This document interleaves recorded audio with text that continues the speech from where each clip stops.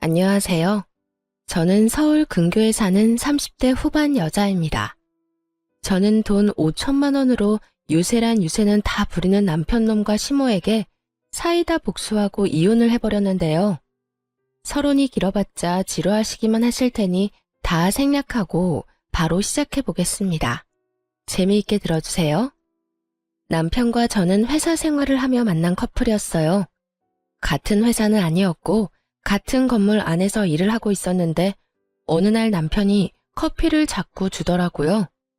일주일 동안 맛있게 드시라며 커피만 주던 남편은 일주일이 지나던 날 저에게 연락처를 물어왔고 전 남편이 꽤 마음에 들었던 터라 연락처를 알려주게 되었죠.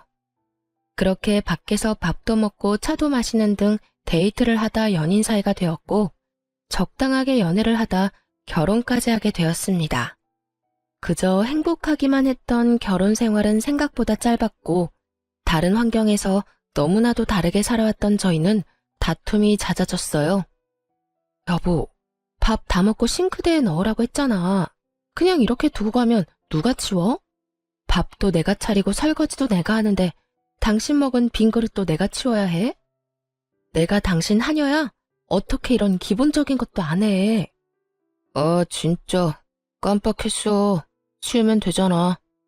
그리고 좋은 말로 그릇 좀 치워. 이 한마디만 하면 안 돼? 입만 열었다 하면 애국가 1절부터 4절까지 할 태세로 잔소리를 해. 당신 때문에 내 귀가 멀게 생겼다고 하도 잔소리를 해대서. 잔소리가 듣기 싫으면 애초에 잔소리 들을 짓을 안 하면 되잖아. 나라고 잔소리하고 싶어서 하는 줄 알아? 듣는 사람보다 하는 사람이 더 피곤하고 괴로운 게 잔소리라고. 뭘 알지도 못하면서. 이것 봐. 또 말 길어지잖아. 오늘은 좀 그만해라. 이러다 진짜 귀에서 피날 지경이야. 나 피곤하다고. 이외에도 수도 없이 많은 부분이 부딪히기 시작했고 그 이유는 대부분 남편의 기본도 되지 않은 부분들이었어요. 양말 뒤집어 벗어놓기는 기본이었고 코앞에 빨래통을 두고도 옷을 벗는 족족 아무렇게나 벗어두기도 했어요. 또 쓰레기통에 음식물을 버리기도 했고 재활용통에 쓰레기를 버리기도 하더군요. 그럴 때마다 제가 무어라 하면 그 모든 말을 잔소리라고 하며 짜증만 내게 일쑤였고 다 알아서 한다며 회피형 대답만 하고선 정작 하지 않을 때가 더 많았죠.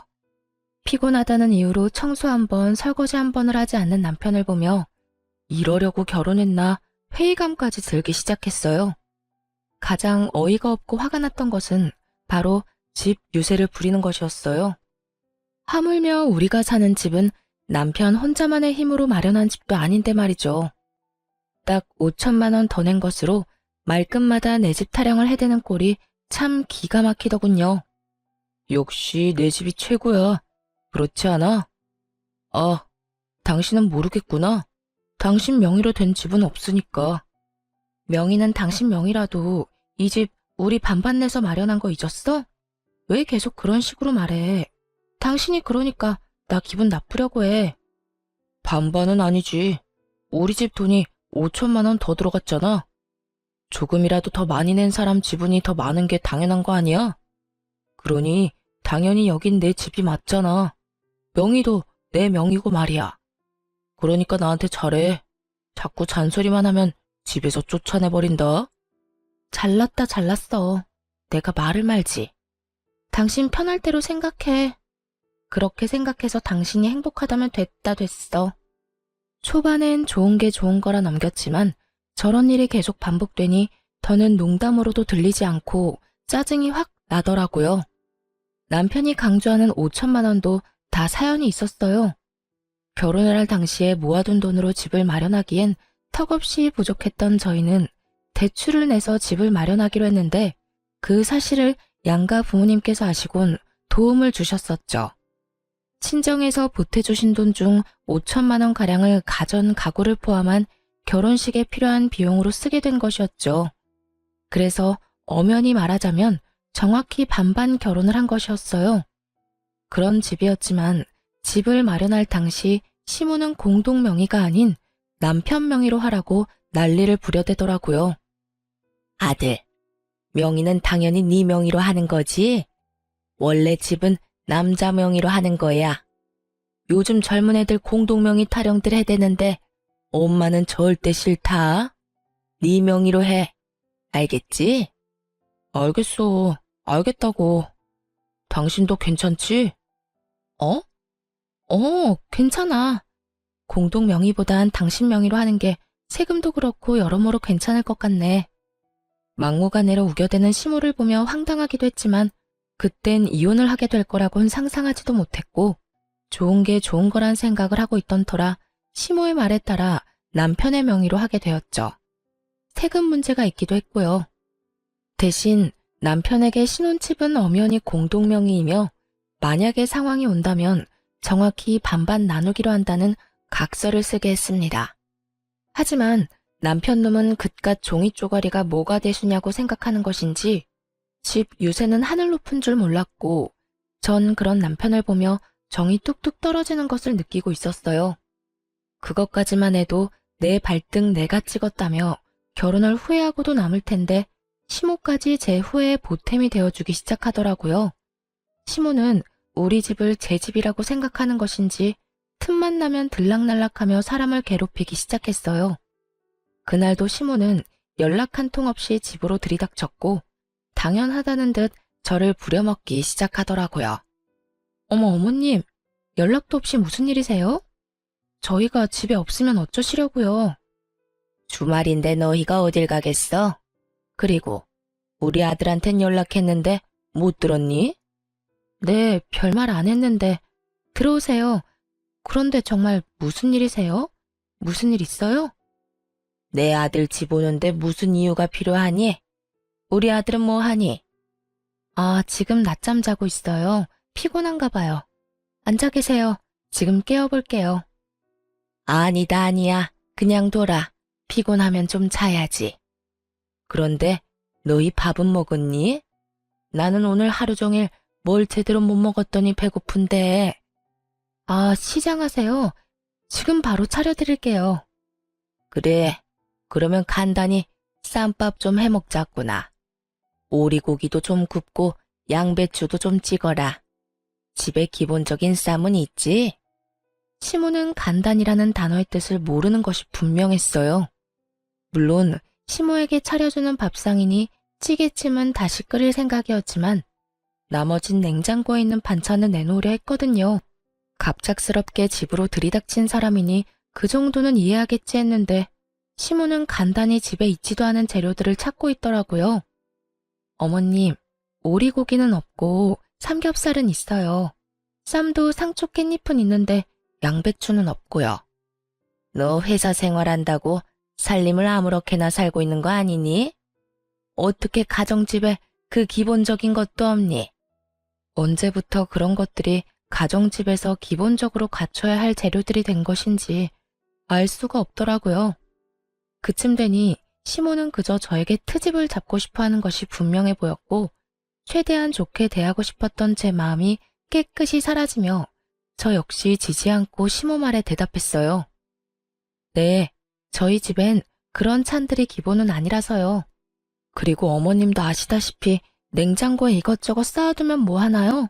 신선도만 떨어지고 아차 하는 순간 상해서 버리기밖에 더 하겠어요? 일단 오늘은 그냥 드시고 다음에 연락하시고 오시면 오리고기 준비해 드릴게요. 아, 양배추도요. 그래, 너 잘났다.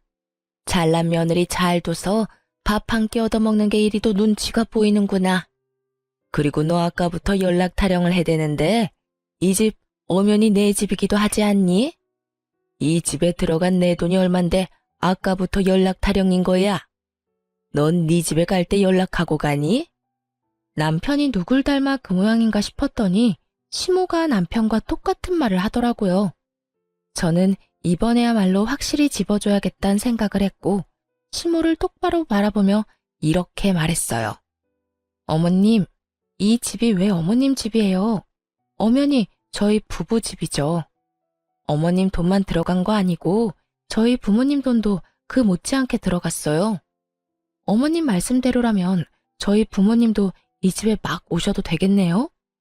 제 말에 시모는 펄쩍 뛰며 이렇게 말하더라고요. 그건 아니지. 이 집 살 때 우리가 5천 더 보탠 거 잊었어?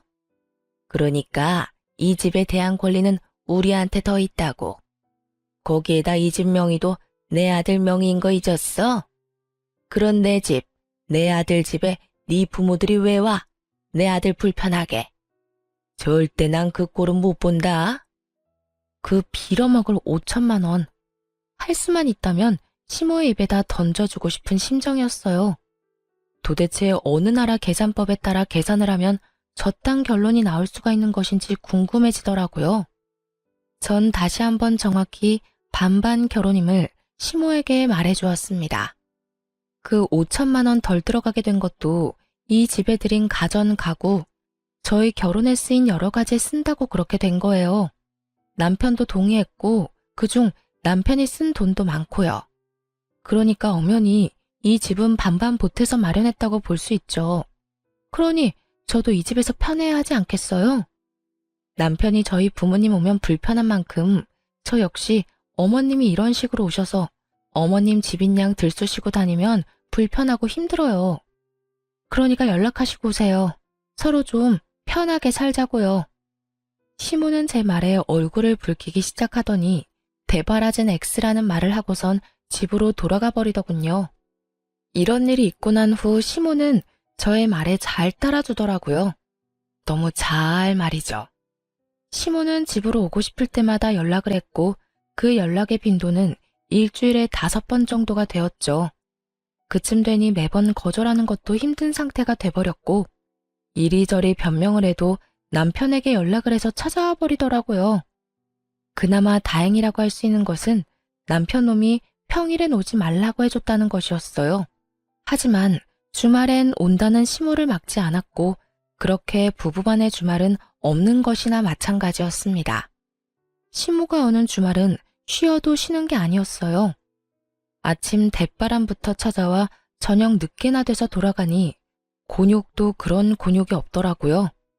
삼시세끼를 매번 다르게 차려야 하는 것은 물론이고 간식, 과일, 때론 생과일 주스까지 직접 만들어 대령하라고 하니 없는 당직이라도 만들어 회사에 출근하고 싶은 심정이었어요. 그렇게 한 달이 지나가던 어느 날 시모에게 또 전화가 왔고 언제나 그렇듯 또 오겠다고 하더라고요. 결국 전 폭발을 해버렸고 남편에게 화를 내버렸어요. 엄마, 내일 또 온대. 엄마도 많이 적적하신가 보네. 매주 이렇게 우리 집에 오는 거 보니까 말이야. 황당하더라고요. 시모가 혼자 있는 것도 아니고 시부가 버젓이 살아계시는데 적적함이라는 단어가 왜 나오는지 이유를 알 수가 없더라고요. 적적? 지금 적적하다고 했어? 아버님도 계시는데 적적하긴 뭐가 적적하시다는 거야. 아니, 당신 말대로 적적하시다고 해도 이건 아니지. 어떻게 매주마다 결혼한 아들 집에 올 수가 있어? 해도 너무하잖아. 너무하긴 뭐가 너무하냐? 외롭고 심심하면 아들 집 올 수도 있는 거지.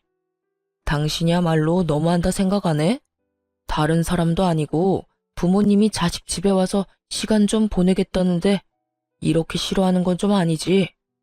부모님이 한평생 우리 곁에 계시는 것도 아닌데 있을 때 잘해드려야 할 거 아니야. 돈 드는 것도 아니고 그저 집에 와서 시간 좀 보내고 싶다는데 그냥 그러려니 하고 넘어가. 그러려니? 당신 같으면 그러려니가 되겠어? 나 지난 한 달 동안 주말에 단 하루도 못 쉬었어. 하루가 뭐야? 깨어있는 시간 내내 제대로 쉬지도 못했다고. 당신만 회사 다니니? 나도 회사 다녀. 나도 일하는 사람이라고. 나도 주말에 쉬어야 하는데 어머님 때문에 제대로 쉬지를 못하고 있다고. 그런데 그러려니? 말이면 다인 줄 알아? 좀 적당히 좀 해, 적당히. 무슨 여자가 입만 뗐다 하면 말이 길어져? 적당히 할 줄을 몰라? 내가 일해서 엄마 온다고 할 때마다 그냥 오라고 하는 거야. 엄마라도 와야 당신이 조용하니까. 그제야 남편 놈이 죽어라 시모를 집에 오게 한 이유를 알겠더라고요. 아니, 잔소리를 하고 싶어서 하는 사람이 세상 천지 어디에 있나요? 다들 알다시피 잔소리를 듣는 사람도 피곤하겠지만 잔소리를 하는 사람도 그 못지않게 피곤하고 감정이 상하는데 남편은 전혀 그런 생각은 하지도 않고 그저 제 잘못으로 몰아가고 있더라고요. 뭐? 당신 지금 그걸 말이라고 해? 내가 틀린 말 했어. 당신 잔소리 심하게 하잖아. 그러니까 우리 엄마 오는 게 싫으면 잔소리 좀 하지 마. 그러면 우리 엄마 보고 오지 말라고 할 테니까. 남편은 도리어 저에게 화를 내며 저만 이상한 사람으로 몰아갔고 저는 이런 순간마다 이혼이라는 단어가 절로 떠오르게 되었어요. 하지만 그때마다 이런 걸로 이혼까지 해야 하나 하는 생각이 들기도 했고 바보 같은 미련 때문에 이혼을 쉽사리 결정할 수도 없었어요. 그렇게 피곤한 일상을 보내던 어느 날 친정 부모님께서 연락이 왔더라고요. 딸, 어디야? 집이야? 엄마, 나 집인데 왜? 오려고? 아빠랑 볼일 보러 나왔는데 마침 근처라서 잠시 들려도 될까 해서 전화했지. 너희한테 줄 것도 있고 해서 말이야. 혹시 피곤하니? 아니, 피곤하기는. 얼른 와요. 기다리고 있을게. 집으로 오신 부모님은 양손 가득 먹거리와 함께 영양제 등 몸에 좋은 것들을 사가지고 오셨고 전 이런 부모님을 그냥 보내기가 싫어 식사를 하고 가시라고 했어요. 부모님도 저희 집에 처음 오셨던 터라 구경도 할 겸 시간을 보내다 가겠다 하시더라고요. 저는 부모님과 대화를 나누는 와중에도 온 신경이 안방에 가 있었어요. 왜냐하면 부모님이 오셨단 걸 뻔히 아는 남편놈이 인사는커녕 안방에서 나오지도 않고 있었기 때문이었죠. 도대체 이게 무슨 경우인가 싶더라고요. 이건 정말 선을 넘는 행동이잖아요. 그래서 전 부모님의 눈치를 살피다 안방으로 들어가게 되었고 방에서 침대에 누워 휴대전화를 보며 낄낄거리는 남편을 보는 순간 화가 머리끝까지 치솟았어요. 당신 지금 뭐해? 우리 아빠 엄마 오는 소리 못 들었어? 들었어. 태연해도 너무 태연한 목소리였어요. 남편은 굳이 길게 말하지 않았지만 그래서 어쩌라고 라는 뒷말이 들리는 듯 하더군요. 전 밖으로 목소리가 새어나가지 않도록 조용히 남편에게 말했어요. 들었으면 나와서 인사는 해야 할 거 아니야? 그 정도는 예의 아니야? 이젠 내가 인사하는 것까지 알려줘야 해? 나 피곤하단 말이야. 그냥 나 잔다고 그래. 깊게 잠들어서 못 깨운다고 하면 되잖아. 정 안 되겠으면 그냥 나 없다고 그래. 내가 아예 안 나갈 테니까. 당신 지금 그걸 말이라고 해? 아무리 피곤해도 우리 아빠 엄마가 왔는데 인사도 안 할 수가 있어. 불편한 걸 어떻게 해? 나 불편한 거 싫단 말이야. 주말엔 마음 편히 쉬어야 평일에 또 열심히 일할 거 아니야. 근데 오셨으면 주실 것만 주시고 가면 되지. 식사는 또 왜 하고 가신다는 거야? 아니, 애초에 주말에 찾아오신 거부터 좀 아니지. 너 진짜 말 다 했어? 네 엄마가 주말마다 찾아와서 삼시세끼 다 먹고 가는 건 되고 우리 부모님은 아예 와서도 안 된다는 이 말이니? 딸이랑 아들이랑 같아? 딸은 시집가서 출가 외인 아니냐. 여전히 침대와 한몸이 되어 입만 살아 움직이는 남편을 보는데 머리털을 다 뽑아주고 싶었어요. 이기적인 논리로 개소리를 하는 남편에게 하고 싶은 말은 많았지만 이야기가 더 길어지면 밖에 계신 부모님이 눈치를 채실 것 같더라고요. 그래서 전 남편을 두고 방에서 나왔고 부모님께는 남편이 피곤하다며 대충 얼버무렸습니다. 아, 남편이 많이 피곤한가 봐. 요즘 회사 일이 바빠서 오늘 아침까지 집에서 일하다가 좀 전에 잠들었거든. 그래서 그런지 깨워도 못 일어나네. 그냥 자게 두고 우리끼리 맛있는 거 먹자. 나중에 일어나면 전화하라고 할게. 아유, 전화도 됐어. 피곤하면 자야지. 밥이야 맨날 먹는 건데 뭘. 그냥 자게 두고 나중에 일어나고 큰 소리 내지 마. 엄마의 말을 듣는데 부모님께 더욱 죄송해지더라고요. 이때껏 제가 너무 바보처럼 참고 살아 남편이 우리 부모님까지 무시하나 하는 생각이 들기도 했고요. 그렇게 시작된 식사 자리, 마냥 좋을 순 없는 상황이었죠. 저는 저대로 웃고는 있는데 웃는 것이 아니었고 부모님은 부모님대로 눈치를 살피시느라 밥을 씹지도 않고 삼키고 계셨고요. 그렇게 눈코 뜰 새 없이 식사를 마친 부모님은 서둘러 돌아가 버리시고 저는 그간 참아왔던 분노가 터져버렸어요. 당신 진짜 해도 해도 너무한다. 우리 부모님을 무시해도 정도가 있지. 어떻게 진짜 안 나와볼 수가 있어? 당신 이거밖에 안 되는 인간이었어? 내가 뭘 어쨌다고 그래. 내가 피곤하다고 안 나간다고 했잖아. 장인어른 장모님이 뭐라고 하신 것도 아니고 식사 잘하시고 가셨으면 된 거 아니야? 당신이 보기엔 잘 드시고 가신 것 같아? 국 반찬은 그대로 있고 밥만 드시더라. 그 밥도 제대로 씹지도 않고 삼키시고. 딸 집에 처음 왔는데 우리 아빠 엄마가 이딴 취급이나 받고 가셔야 했어?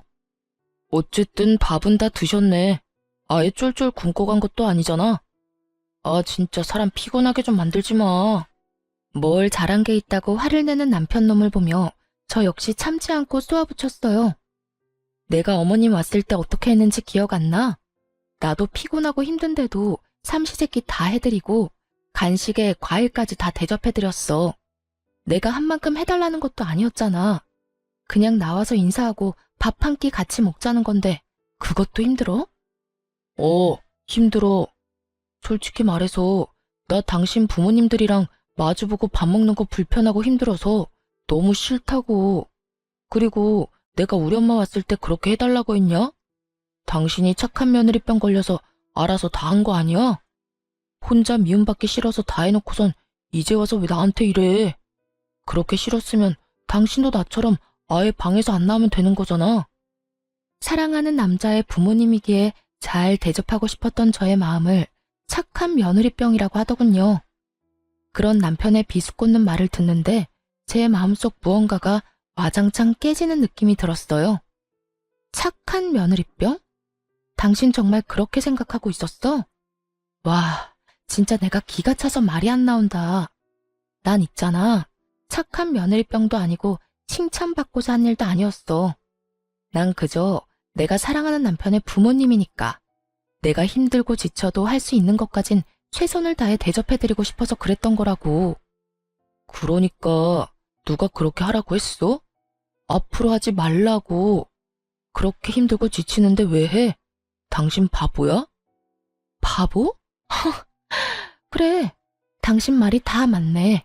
내가 바보였네. 알겠어.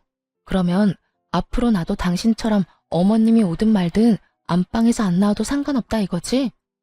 알겠어. 당신 후회하지 마. 후회는 무슨? 당신이 어떻게 하든 후회 안 할 테니까 앞으로 당신도 내가 어떻게 하든 상관하지 마. 결국 남편은 잠자고 있던 제 코털을 건드렸고 전 결혼하고 처음으로 시모의 방문을 기다리게 되었습니다.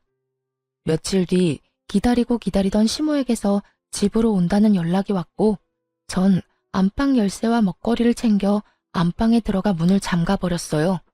네, 저는 남편이 권한 대로 그리고 남편이 제 부모님께 한 그대로 하기로 한 것이었죠. 여보, 엄마 왔어. 나와. 여보, 엄마 왔다니까. 뭐 하는 거야 도대체? 문이 왜 잠겨있지? 여보, 여보, 여보! 남편은 밖에서 문을 두드리며 소리를 질러댔고 전 휴대전화로 보고 있던 동영상 소리를 최대치로 올려버렸어요. 이게 무슨 소리야? 쟤 지금 방에서 TV 보고 있니? 이게 감히 시어머니가 왔는데 이게 무슨 짓이야? 어디 버르장머리 없게 인사는커녕 얼굴도 안 내밀어. 저게 나를 무시해도 유분수지. 이게 뭐 하는 짓이야? 시모는 노발대발하며 갖은 험한 말들을 쏟아내고 있었고 남편 역시 자기가 한 짓은 기억나지도 않는 것인지 지치지도 않고 문을 두드리더군요. 그렇게 1시간쯤 지났을까요? 시모가 이를 바득바득 깔며 이렇게 말했어요. 내가 가만히 있을 줄 알아? 두고 봐 너. 시모가 돌아가는 소리가 들리고 문을 열고 거실로 나갔더니 남편놈이 씩씩거리며 저를 쏘아보더라고요. 당신 미쳤어? 이게 뭐 하는 짓이야? 뭐 하는 짓이긴 다 당신한테 배우고 당신이 시킨 대로 하는 짓이지. 뭐? 당신이 그랬잖아. 다음에 어머님 오시면 나한테도 안방에서 나오지 말라며.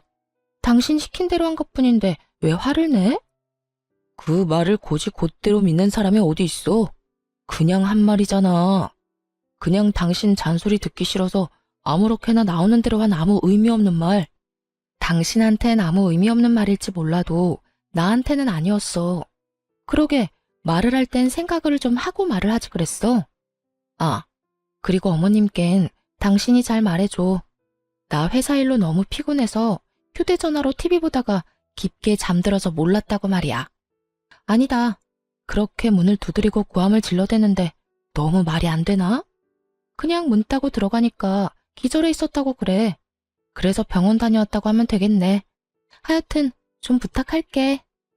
남편은 자기가 한 짓이 그제야 생각나는지 아무 말도 하지 못하고 그저 저를 계속해서 쏘아보더라고요. 그렇게 쏘아보기만 하던 남편놈은 그나마 생각이란 건 있었는지 시모에게 연락을 해 제가 시킨 대로 알고 보니 제가 잠시 혼절해 병원에 다녀왔다고 거짓말을 했고 시모는 믿는 듯 넘어가더군요. 아무래도 아들이 그렇게 말을 하니 의심쩍긴 하지만 믿고 넘어가는 듯 했어요. 믿지 않았다면 진작 연락이 와 노발대발 화를 냈을 텐데 따로 연락이 오지 않을 뿐더러 찾아오지도 않았으니까요. 그렇게 남편과의 신경전이 계속되며 이혼이 가까워지던 어느 날 한동안 잠잠했던 시모에게서 연락이 왔더라고요. 예, 회사니? 네, 회사예요. 바쁠 테니 본론만 말아마. 집 비밀번호 뭐니? 네? 비밀번호요? 그건 왜요? 왜긴 왜야. 집에 들어가려고 그러지. 그러니까 주인도 없는 집에 왜 들어가시려고 하냐고요. 다름이 아니라 우리 장남이 이혼을 했다지 뭐냐. 아직 네 시아버지는 몰라서 잠시 거기서 지내야 하겠다. 산 넘어 산인 상황이었어요. 힘들게 시모를 못 오게 했더니 이젠 아예 시숙이 와서 살겠다고 하니 산 넘어 산이 아니겠어요?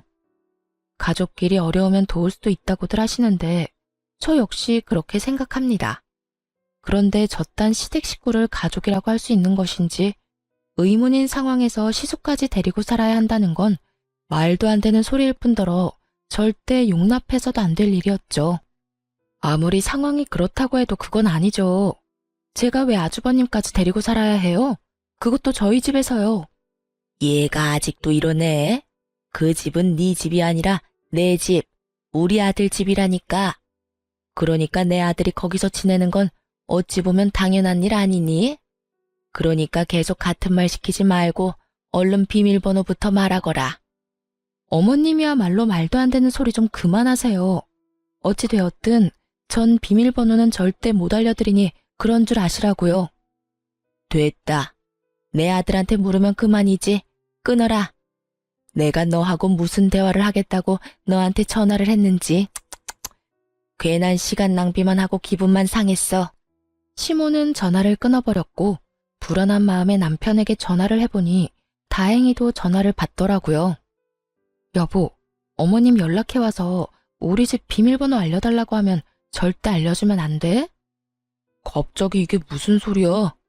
우리 엄마가 비밀번호를 알려달라고 한다고? 왜? 아주버님 이혼하셨는데 아직 아버님이 몰라서 한동안 우리 집에서 지낸다잖아. 이게 말이나 돼? 하여튼 당신 비밀번호 절대로 알려주지 마. 알려주기만 해봐. 나 진짜 가만히 안 있어. 틀린 말도 아닌데 왜 이렇게까지 매정하게 굴어. 형이 오갈 데가 없으면 우리 집에서 지내는 게 당연한 거 아니야? 설마 했더니 남편 역시 시모와 별반 다르지 않은 말을 뱉어내고 있더라고요. 오갈 데가 없는 시숙이 왜 우리 집에 살아야 하냐고 따져봤자 돌아올 대답은 뻔했기에 전 그저 제 뜻을 확실하게 전해주기로 했습니다. 뭐? 당신 진짜 미쳤어? 그 집이 당신 혼자 사는 집이야? 그 집 우리 부부 집이야. 그런 집에 왜 아주버님이 사냐고. 난 싫어. 나 진짜 싫다고 했어. 가르쳐주면 나 진짜 가만히 안 있을 거야. 이거 엄포 아니고 진짜 진심으로 하는 말이야. 내가 비밀번호 알려주면 이혼이라도 하겠다는 말처럼 들린다. 이혼? 왜? 못할 것 같아? 난 그 생각도 충분히 하고 있거든. 그러니까 절대 알려주지 마.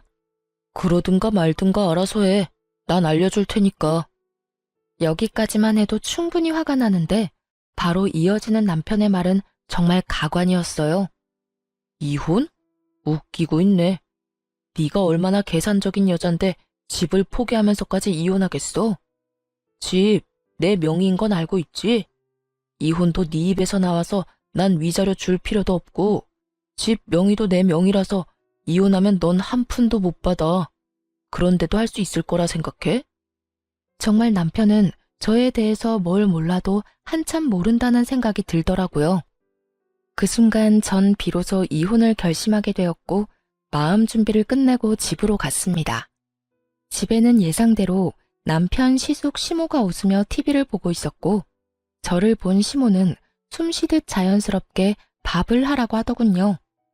저는 무건수행을 하듯 아무 말도 하지 않은 채 밥을 차렸고 그런 저를 보며 시모는 제가 들으라는 양 큰 소리로 이렇게 말을 하더라고요. 진작 저렇게 고분고분하게 굴었으면 얼마나 좋았을 거야. 구박은 구박대로 받고 일은 일대로 하고 다 자기가 이 사태를 만든 거지 뭐. 하여튼 저리 현명하지 못하니 저 고생을 하는 거 아니겠어? 저래서 회사는 어떻게 다니나 몰라. 시모의 말에 시숙과 남편은 깔깔거리며 웃어댔지만 전 그러거나 말거나 상을 차렸어요. 밥상이 다 차려진 것을 본 세 사람은 누가 먼저라고 할 것도 없이 자리에 앉았고 제가 만든 국과 밥을 먹은 세 사람은 동시에 고함을 질러대기 시작했어요. 이게 무슨 맛이야? 당신 요리하면서 간 안 봤어? 맵고 짜고 이게 다 뭐야? 도저히 먹을 수가 없잖아. 그러게요, 재수씨. 이건 도저히 못 먹겠는데요. 이건 음식이 아니라 테러에 가까워요. 넌 진짜 제대로 하는 게 뭐니? 내 아들한테 이때까지 이딴 음식 해 먹인 거니? 마음보가 고약하면 음식이라도 잘해야지. 뭐 하나 내세울 것도 없으면서 대체 뭘 믿고 시집을 온 건지. 내가 요즘 너만 보면 한숨이 나온다. 그래요. 저는 그들을 위한 마지막 만찬으로 소태밥, 청양고추국, 간장을 들이부은 반찬을 만들어 상을 차렸던 것이었어요. 제발 이거라도 먹고 정신 차리란 뜻이었죠. 세 사람은 저에게 짜증을 내고 있었고 전 숟가락을 신경질적으로 내려놓으며 이렇게 말했습니다. 저라고 뭐 다르겠어요? 어머님은 한숨만 나오겠지만 저는 어머님 보면 화병이 날 것 같다고요. 그리고 이 음식들이 마음에 안 들어도 다 드세요. 마지막 만찬이라 특별히 신경 쓴 거라고요. 마지막 만찬이라니 너 그게 무슨 말이냐? 무슨 이혼이라도 하겠다는 말이야? 네, 저 이혼하려고요. 그러니 이혼한 두 아들 끌어안고 잘 사세요. 행복하게 잘. 자극적인 음식에 물만 벌컥벌컥 마셔대던 남편놈은 제 입에서 이혼 소리가 나오자 물잔을 내려놓고선 저에게 따져묻기 시작했어요. 당신 진짜 왜 그래? 아까 내 말 다 듣고도 이혼하겠다는 말이 나와? 당신 나하고 이혼하면 땡전 한 푼 없이 쫓겨나는 거랑 마찬가지라고. 그래도 나랑 이혼하겠다는 말이 나와? 그건 네 생각이고 설사 한 푼 못 받는다 해도 난 너랑 이혼할 거야. 더는 너 같은 인간이랑 살고 싶지도 않아. 뭐? 너 같은 인간? 당신 진짜 말 가려가면서 못해? 여기 우리 엄마도 계신 거 몰라? 그렇게 어른 공경할 줄 아는 놈이 우리 부모님 왔을 땐 그따위로 행동했어? 말 가릴 줄 아는 놈이 나한테는 그따위로 말했냐고. 다 네가 하는 대로 돌려받는 줄 알아. 남편은 지은 죄가 있으니 입을 닫아버렸고 시모는 남편이 저에게 밀린다 싶으니 나서기 시작했어요. 아들, 됐다. 그냥 이참에 이혼해버려. 들었지? 당신 엄마도 이혼하라고 하잖아. 그러니까 구질구질하게 굴지 말고 이혼 좀 하자. 너 지금 구질구질이라고 했니? 아무리 본데 없이 컸다 해도 그렇지 어른 앞에 두고 어떻게 그딴 말을 짓거릴 수 있는 거야? 제가 본데 없이 컸으면 어머님은 아들을 얼마나 엉망으로 키웠길래 둘 다 저 모양 저 꼴이에요? 남의 집 귀한 자식 욕하기 전에 어머님 자식 교육이나 똑바로 시키세요. 이혼할 마당에 겁날 것이 없었던 저는 하고 싶은 말을 그냥 다 해버렸고 시모는 이런 저를 보며 화를 내려나 싶더니 이내 입을 다물곤 남편에게 이렇게 말하더군요. 얘 말하는 거 다 들었지, 아들? 그냥 이혼해버려. 그렇지 않아도 저딴 며느리 갈아치우고 싶었는데 잘 됐어. 집도 네 명이겠다. 너한텐 이혼이 여러모로 이득이니 그냥 해버리고 좋은 여자 찾아서 재혼이나 하거라. 집 있겠다, 능력 있겠다. 우리 아들 처녀한테 장가갈 수 있을 것이야. 시모의 말에 남편 역시 그렇게 하는 게 좋겠다며 저에게 이혼을 하자고 했고, 시숙은 동생이 이혼을 하든 말든 그저 쭉 살 곳이 생겼다며 기뻐하더라고요. 그래, 하자. 누가 이혼하자면 못할 줄 알아? 나도 당신 같은 여자한테 미련 없다 이거야. 불쌍해서 데리고 살아줬더니 고마운 줄도 모르고. 당장 이혼해, 당장. 그러면 나 이 집에서 쭉 살아도 되는 거야, 엄마? 아싸. 그렇지 않아도 어디 가서 살아야 하나 걱정이었는데. 그래, 우리 장남. 앞으로 그냥 여기서 살면 돼. 여기 네 동생 명의로 된 네 동생 집이야. 이혼해도 명의가 네 동생 거라 아무 상관없어. 그러니까 여기서 새 출발해. 이렇듯 파렴치하게도 기뻐하는 새 인간에게 그들에겐 잔인하지만 저에게는 즐거운 진실을 알려주고 싶었지만 우선 즐기게 두기로 했습니다. 일단 그들은 세 사람인 반면에 저는 혼자이기도 했고 희망과 꿈이 클수록 절망도 클 것이라 생각했기 때문이죠. 저는 짐을 싸 친정으로 갔고 친정에서 이혼을 진행하게 되었어요. 빨리 이혼하고 싶어 이혼 노래를 부르던 남편놈과 시댁것들은 이혼이 진행되면 될수록 얼굴이 사색이 되어가더군요. 그 이유는 자신들의 뜻대로 되는 것이 단 하나도 없었기 때문이었어요. 저는 남편이 각서를 쓴 다음날 바로 공증을 받았을 뿐만 아니라 만일을 대비해 녹음까지 해놨었죠. 온전히 자신의 것이라고 믿어 의심치 않았던 남편 명의의 아파트는 각서 내용대로 정확히 반반으로 나누게 되었어요. 거기에다 시모가 저를 부려먹은 대화 역시 통화 녹음과 문자로 보관 중인 상태였죠. 그렇게 남편과 시모는 저에게 위자료까지 주게 되었습니다. 이혼이 마무리되던 날 전 남편 놈은 눈물까지 고인 눈으로 저를 노려보더라고요. 그러다 울겠다. 지금 안 울게 생겼어? 아파트에 위자료까지. 생각지도 못한 돈이 너한테 다 들어가게 생겼는데. 생각지도 못했다는 사실이 난 놀랍다 놀라워. 내가 보탠 돈이 있는데 그깟 명의 하나 때문에 다 네 몫이 될 거라 생각했어?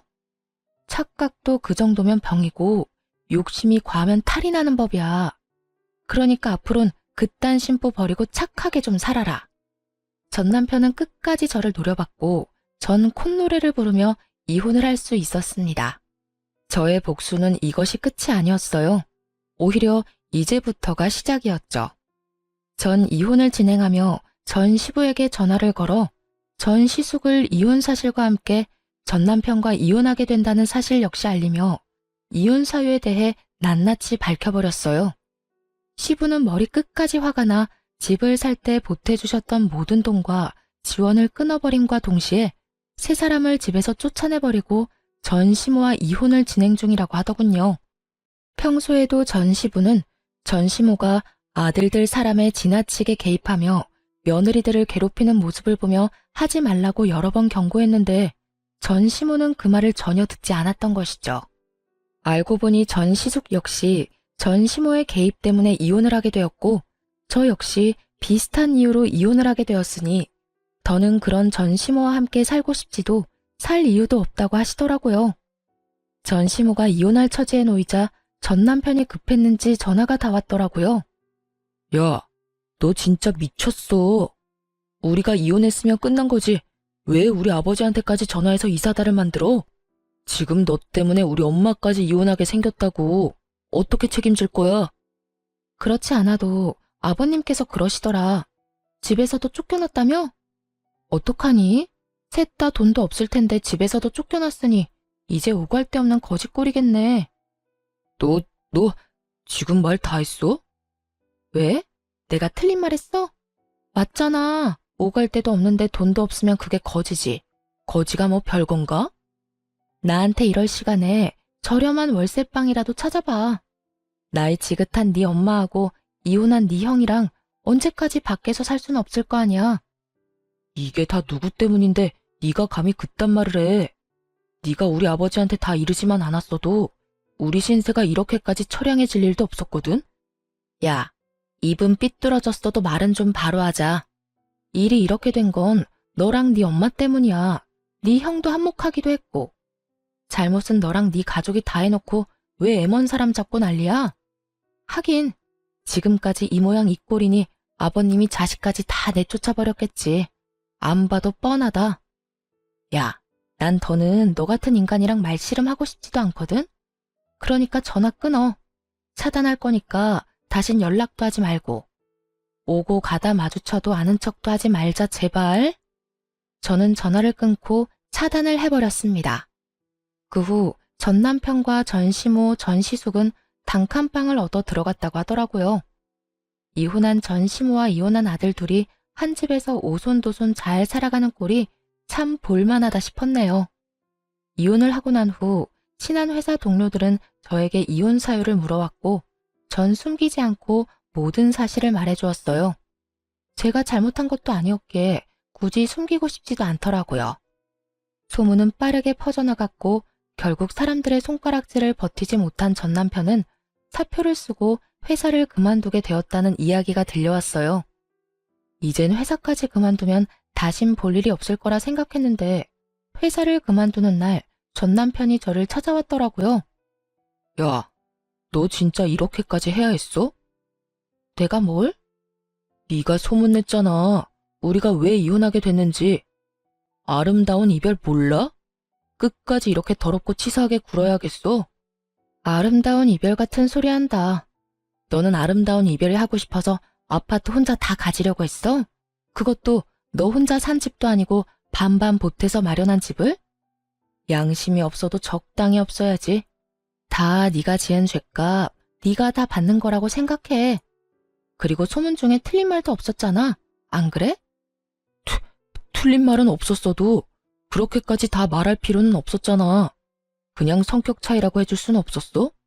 그래도 우리가 살았던 정이 있는 건데 이렇게까지 나를 끝까지 몰고 가야만 했었냐고. 난 그저 묻길래 있는 사실 그대로 말해준 것뿐이야. 그리고 소문이야 어떻듯 당신 당당했잖아. 당신은 이혼하는 그 순간까지 나한테 잘못한 거 없다고 했던 사람이야. 그런 사람이 이제 와서 사람들이 욕하고 손가락질하니까 부끄럽긴 한가 보다. 잘못된 행동이란 걸 느끼기는 하는가 봐. 아니거든. 난 여전히 내가 잘못했다고 안 생각하거든. 그래? 그렇게 생각해서 당신 마음이 편하다면 그렇게 생각해.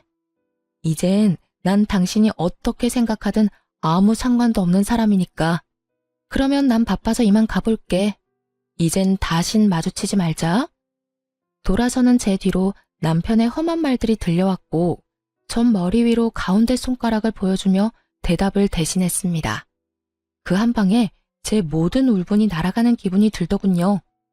그 후 전 남편을 포함해 전 시댁 식구들의 소식은 들을 수 없었으나 어떻게 지낼지는 뻔했기에 굳이 알고 싶지도 않았어요. 그렇게 전 다시 화려한 싱글이 되었고 시간은 빠르게 흘러 이혼을 한 지 3년이 되었네요. 전 여전히 회사 생활을 하며 잘 지내고 있습니다. 요즘엔 여러 모임에 참석해 사람들과 즐거운 시간을 보내며 이혼의 아픔을 점점 잊어가고 있는 중입니다. 남편에 대한 미련은 없다고 하나 이혼을 마음먹게 되었던 과정부터 이혼을 하게 되는 과정까지 너무 힘든 일의 연속이었기에 처음엔 참 많이 힘이 들더라고요. 멍청하게도 그 모든 게 제 탓인 것만 같은 순간들이 있기도 했고 후회스러운 날들이 있기도 했어요. 그야말로 기분이 롤러코스터를 타는 날들이었어요. 하지만 그런 날들은 길지 않았고 전 이제 그런 못난 생각들을 더는 하지 않습니다. 저의 잘못이 전혀 없었다고는 생각하지 않지만 언제나 원인은 전 남편이었고 나름대로 문제를 해결하기 위해 노력해왔다고 생각하니까요.